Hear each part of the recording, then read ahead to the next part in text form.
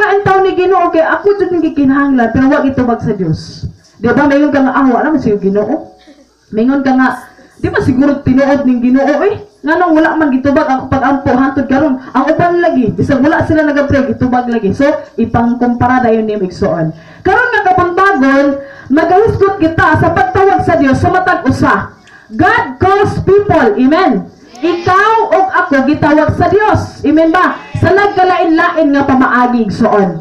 Nagkalain-lain nga sistema gitawag ta sa Ginoo. Sa una diya sa Genesis sa the creation, sa diha nga nakasala si Adan ug si Eva diya sa Genesis 3:9. Kita di ba nagkaon sila og prutas katong nasa to nga kabalo naman ta ang istorya igsoon ni Adam and Eve. Adam and Eve. Unya sa diha nga na open ang ilahang mind, ang ilahang kuan sa labutan tungod atong kahoy. Nagkabalo sila nga hubo sila. Ay, hala naghubo man ko. Nagkabalo na sila nga ana sila yung mga unsa something sa lawas. Sugad nga gikaon nila tong kahoy igsoon. Pero ang Dios nagatawag lang gihapon sa ilaha. Pero kabalo kung ang Ginoo God, asa sila, unsa gihimo nila. Pero ang Diyos nagatawag, bisan pag nasayop sila, bisan pag nakasala sila. Sa unang panahon sila ang unang gitawag sa Diyos. Pagkahuman si Noah, gitawag sa Diyos si Noah, sa iyahang kanang tigulang na gani siya. Kanang ganing burag-wa na mutuo ba? Tapos, sa diha nga nagasulti si Noah nga, pag andam ka mo, pag hinulsol ka mo, kay adunay ipadala ang Diyos nga dakong baha, nga naglagiti ang kainit ato nga time. So walay tao nga nagtuo igsoon. Walay tao nga kanang nagsunod sa iyang gisulti kay giingnan pa siya nga buang-buang man siguro ni Noah. Nganong naa may baha nga perti manginita. So ang tao sa unang panahon buang-buang, foolish. Amen. Sa unang panahon tungod kay wala pa nila dawat Jesus. Pero ang sige buhat ni Noah, nagapadayon siya sa pagsunod ana at si Noah, Lord, dili man jud mamati ang mga tao sa kadaghan sa kanang gisangyawan ni Noah about ato nga pangitabo igsoon, wala jud bisag isa nga nag-response. Bisan siya lang ang nagawali nga wa jud bisag isa nga naluwas niya. Ang iyang naluwas pamilya lang niya, iyang mga umagad ug iyang mga anak ug katong mga hayop nga giingon sa Ginoo partner. So sa ingon ato nga pagtawag ang kanang sa ingon ato nga kinabuhi igsoon kung si Noah wala lang o ganang wala lang siya pagtuo sa Dios gani tinud-anay, dili siya mutubag sa tawag sa Ginoo. Nganong mutubag man ka nga imposible man siya mismo. Pero igsoon diha sa Biblia matud pa sa Genesis 6 nga si Noah ang gikahimutan sa Dios sa tanan ato nga time. Siya lang jud ang tao nga adunay dakong pagtuo sa Ginoo. Siya lang jud ang tao nga kanadong dili atras abantis pagpangalagad sa Ginoo. Unsay naa saya pasalamatan jud niya sa Dios. Mo lang siya ang napili sa Ginoo. Abi ni igsoon, kini ganing mapili ka sa Ginoo, kanang nadakpan ka sa Dios para sa life ni Uncle June. Nadakpan jud siya sa Ginoo, diri sa bantayan, matud pa niya sa una palakiro siya. Abi nako palakiro guys siya sa una. Pero diri, siya balhin-balhin tanan ng mga reliyon, balhin-balhin siya. Pero diri siya nadakpan sa Ginoo. Diri niya gitubag ang calling sa Dios. Dios. Simba ta igsoon aron nga kanang ma-feel jud nimo kung saan Dios nga among ginaalagaran. Ug ana ang time igsoon dili ka mamati sa gisulti atong tao. Tawag na mo to sa Ginoo. Pamaagi na to sa Dios aron nga muduol ka diya sa entilan. Pero imo ang gi-reject, gineglect nimo ang pulong sa Dios. Makadawat jud ka og consequence. Amen. All kamo kana kung nagibug-atan. Amen. Kay papahulayon ko kamo unsang klase nga pagpahulay sa Ginoo igsoon. Dili ingon pahulay sa dayon nga kanang RIP ha. Bot pasabot kana ganing atong kinabuhi sa kalibutan kung ato na siya sulusuluhon igsoon sa pagdala kan atong problema ato lang na siya sulusuluhon sa pagdala mabug-atan jud ka mo nang hinungdan nga di na kaganahan mo simba.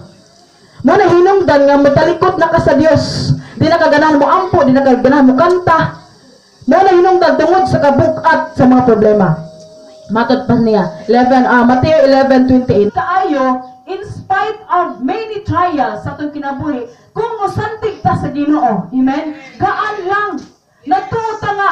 Kini nga, grabe jud di na ako magaya ni nga pagsulay. Nabito ko na-encounter nga tao nga kanang, ana siya sa ko, pasura. Di kaya na ko nga pagsulay kay ang close pa jud nako mao gamit sa yawa aron nga sulayan ko. Ako gi-allow sa Dios, gina ko siya. Gi-allow sa Dios nga kanang close nimo mao gamiton aron nga ikaw masukat ka kung unsa ka kamatilod aron sa Ginoo. Medyo di daw niya kaya. Pero giingon sa Mateo 11:28, dool ka mo kanako kamong tanan gibukatan. Isa na gibukatan diri. Kita tanan igsoon usahay sa atong adlaw-adlaw nga pagkinabuhi. Bukatan ta oy. Tao lang ba ta? Pero nag-promise ang Diyos. Na kung gibukatan ka doon sa iyaha. Kaya ito may problema. Mag-ingon na kanin na mga college. Pastor sa una, buhaya mo, anak niya mama. Yan daw man, yan niya, buhaya ko. Hindi man magpagkamang sa sapi yan. Na mag-ana na ba ito si Lula Sito, pamanto na ako sa una kay. Huwag mo kabalong mahimo din ako sa ugangan. Kahati yan. Yan, sa lisod daw kaayo, magpa-eskwela. Kay pagka Biyernes ba, Sabado, Pastor no, nanak ka. Pagtanaw na nanang okpok daw ni Pastor, yan daw man yan ni, uy, niya, bago namin istoryahan. Gibukatan doon siya, basta diyan na ka nang maabot na ng adlaw, wa na, magkuha na siya. Okay lang daw kung makapangtanong sila, makapanggarap, kaya na sila maandam, halos dilagay na sila magsudan, kaya para lang daw nga na ay baon ang iyang estudyante, ginatawag niya buhaya. Nga nang buhaya, magkamangaon lagi ka ng sekuan.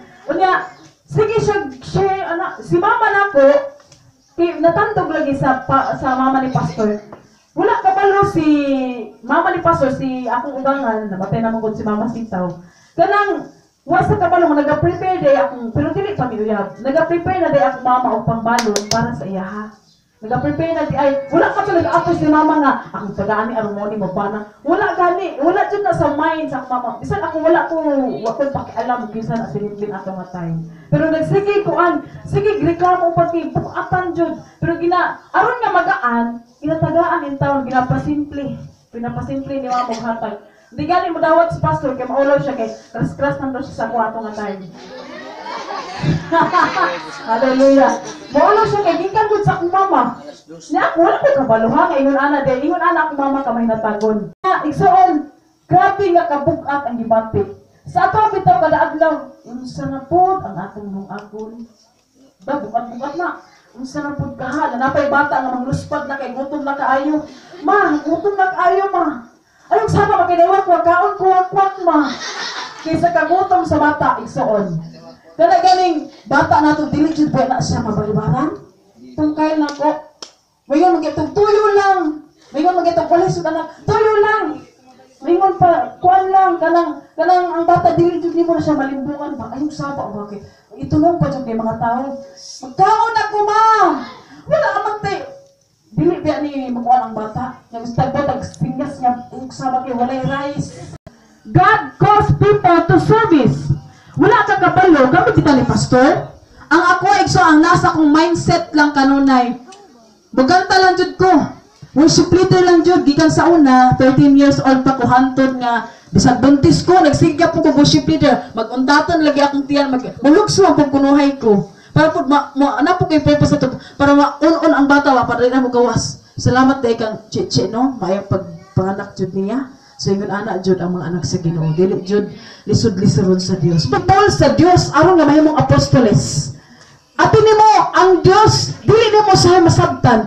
Ang pangtawagon sa Ginoo katong mga tawo nga walay silbi. Sa ato ganing scripture reading ganiya sa 1 Corinthians. Makita jud nimo diha kung kinsa nga mga tawo diha sa 27 on siya. Gituyo pagpili sa Dios ang giisip sa mga tawo nga walay kapuslanan.